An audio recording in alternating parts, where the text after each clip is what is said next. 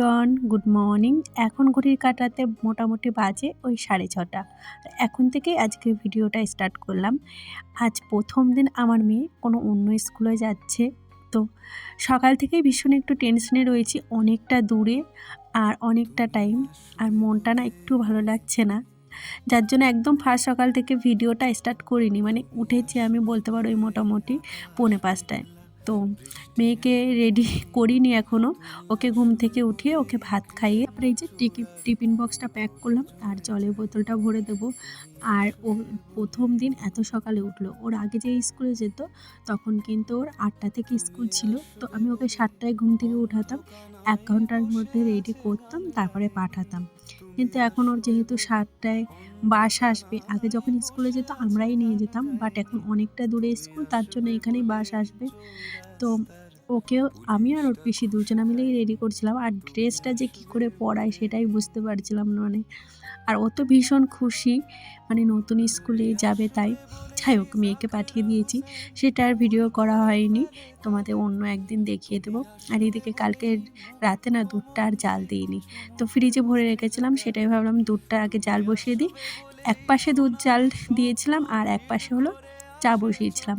মেয়েটা নেই বলে সারাদিন মনটা কাল ভালো ছিল না, মানে এতটা দূর আমার মেয়ে আমাকে ছেড়ে থাকবে, তো মনটা ওর জন্যই খারাপ লাগছিল। মাঝে মাঝে ভাবি, আচ্ছা আমরা মেয়ে হয়ে জন্ম নিয়ে কী ভুল করি বলো তো? ভুল করা মানে এই যে ছোটোবেলায় কষ্ট করে বাবা মাই তো মানুষ করে, তাই না?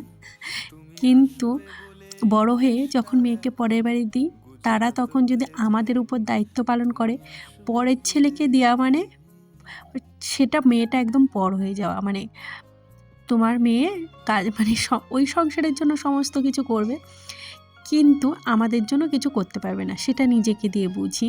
এই যে আমি মেয়ে হয়ে জন্ম নিয়েছি, আজকে মার জন্য কি করতে পারছি, মা বাবার জন্য সারাদিন পরে ওই যে একবার করে ফোন করে শুনি মা কেমন আছো, কিংবা কোনো দিন টাইমই হয় না, এতটা ব্যস্ত।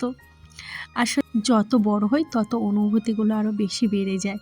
আসলে কি বলো তো, শ্বশুরবাড়িতে এসে তুমি খালি সবার উপর দায়িত্ব পালন করো, শ্বশুরবাড়িতে তোমার দায়িত্বই সবাই দেখবে, অথচ মা বাবার কাছে কত যত্ন করে আমরা মানুষ হই, কিন্তু মা বাবার প্রতি আমরা একটুও দায়িত্ব পালন করি না। যদিও একটু দায়িত্ব পালন করি, কিংবা তার জামাই তাকে কিছু টাকা দেয়, সেটা কিন্তু শ্বশুরবাড়ি সবার চোখে পড়বে। হ্যাঁ দেখো বৌমা বাপের বাড়ি জিনিস দেয় বা টাকা পয়সা দেয়। আচ্ছা বলো তো, খালি কি একটা ছেলের মানে ছেলেরই দায়িত্ব মা বাবার দায়িত্ব নিয়ে? একটা মেয়েকে রোজগার না করলে তার বাবা মার দায়িত্ব নিতে পারে না, সে তো শ্বশুরবাড়ি এসে শ্বশুরবাড়ির সংসারের জন্য সব কিছু করে, অথচ বাপের বাড়ির প্রতি একটু দায়িত্ব পালন করতে গেলে তখন সবার চোখে পড়ে, তাই না? যাই হোক, তোমাদের সাথে গল্প করতে করতে অনেকটা টাইম পেরিয়ে গেছে। আর কি বলো তো, আজকে সেরকম কিছু বাটাবাটির রান্না করলাম না, আজকে সিম্পলের ভিতরেই রান্না করব, যেহেতু মন টন একটু ভালো নেই। আমার মেয়ে যদি বাড়ি থাকে 1 ঘন্টার কাজ 1.5 ঘন্টায় লাগে। একটু বড় হয়েছে ঠিকই, কিন্তু ও না প্রচণ্ড, মানে কেমন ধরনের, একটু কি বলবো, ওর কাছে সবসময় থাকতে হবে। আর কালকে একজনা এসে, কালকে না 2 দিন আগে এসে বকফুল দিয়ে গেছিলো জানো তো, আর ফ্রিজে রেখেছিলাম, তো খাবো খাবো করে খাওয়া হয়নি, তবে আজকে বানিয়েছি। বেশ টিটো রাখছে জানো তো বকফুলের বড়াগুলো, কেন জানি না, মনে হচ্ছে বেসনটা খারাপ হয়ে গেছে কিংবা অন্য কিছু। রান্না বাড়া কমপ্লিট করে, মানে আমার বরকে কিছুদিন ধরেই বলছি, শোনো না ব্ল্যাঙ্কেট, এই যে রোদ এত গরম পড়ে গেছে, ব্ল্যাঙ্কেটগুলো প্লিজ একটু তোলো, প্লিজ একটু তোলো। কে কার কথা শোনে? ও তো ওকে বলে পারছেই না, মানে ব্ল্যাঙ্কেটগুলো তোলার দেখবে কথা কাউকে বলে। 1000 বার একটা কথা বলার পর সেটা যদি না করে না, শেষ পর্যন্ত নিজেই করা শুরু করবে, তাকে আর বলবে না। কিন্তু যখন এই ব্ল্যাঙ্কেটটা ভিজিয়েছি, তারপরে আমার অবস্থা একদম কেরোসিন হয়ে গেছিল, মানে বুঝতেই পারছো। তারপরে আর আমি এটাকে পারছিলাম না, তারপরে এই যে হাজব্যান্ডকে ডেকে দুজনা মিলে মানে ওইখানে তো কিছুটা ধুয়েছি, জায়গাটা ভালো না বলে ভালো হচ্ছিল না, তারপরে এই যে বাথরুমে নিয়ে এসেছি, বাথরুমে বেশ ভালোভাবে ধোয়া যাচ্ছিল, আর ওই পাশেই রেখে দিয়েছি যাতে জলটা ঝরে যায়, আর জলটা ঝরে গেলে তারপরে ছাদে গিয়ে দিয়ে আসবো।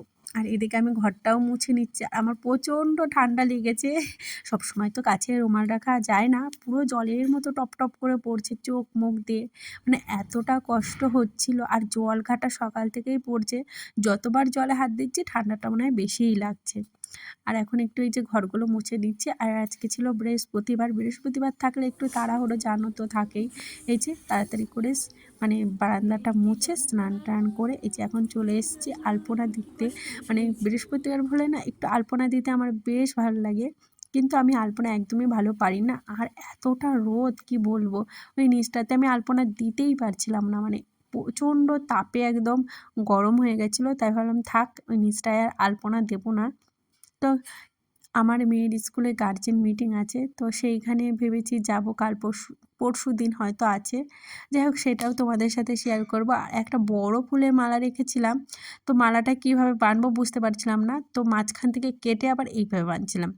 তো কোনো মতেই কিছুই করতে পারলাম না। তারপরে ভাবলাম কিছুই যখন হচ্ছে না, চলো শিব ঠাকুরের গলায় আমি দিয়ে দিই। তাই করলাম। যদিও আকন্দ ফুল পাইনি, তাই ভাবলাম চলো শিব ঠাকুরকে গাঁদা ফুলের মালাই দিই। আর বৃহস্পতিবার এলে না আমার প্রচণ্ড ভালো লাগে পুজো দিতে, কেন জানি না। কার কার এরকম ভালো লাগে বলো তো? আমাকে না একজনা বলেছে যে হাতে যেই মানে সিঁদুর ভরে সেটা নাকি মানে যেই সলতে বানাও না তাতে লাগলে নাকি সেটা আর দিতে নেই। তাহলে কি হয় বলো তো? সিঁদুর পরে ওর জন্য, জানি না আদৌ কতটা সঠিক। আমাকে যে যা নিয়ম বলে আমি চেষ্টা করি মানার, আমি অতটাও নিয়ম জানি না। আজকে বৃহস্পতিবার, আর প্রতি বৃহস্পতিবার, মঙ্গলবার, শনিবার আমি এই 3টে দিন ধূপ ধরাই। অত নারকেলের খোসা আমার কাছে নেই, ওর কাছ থেকে একটু চেয়ে চুয়ে আনি তাই। আর পুজো দেওয়ার পর কি যে শান্তি একটা মেলে কি বলবো। যাই হোক, আজকের ভিডিওটা এখানেই শেষ করলাম। ভিডিওটা কেমন লাগলো অবশ্যই কিন্তু জানিও, আর তোমাদের কমেন্টের অপেক্ষায় অবশ্যই থাকবো। যারা যারা দেখছো প্লিজ আমাকে একটু সাপোর্ট করো, আমি কথা দিচ্ছি তোমাদেরও আমি সাপোর্ট করবো আর কি। যাই হোক, একটু এসে বসলাম।